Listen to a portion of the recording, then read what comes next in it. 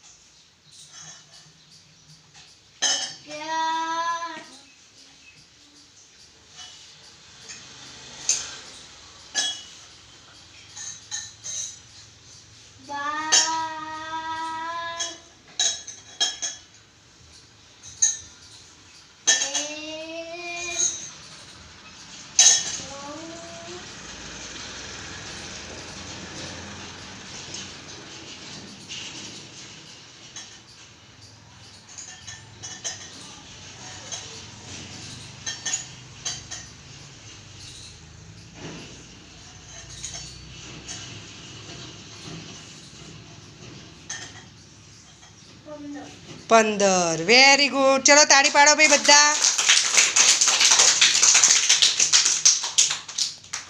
સરસ મજાના ગ્લાસ ગોઠવી નાખ્યા ને ભાઈ.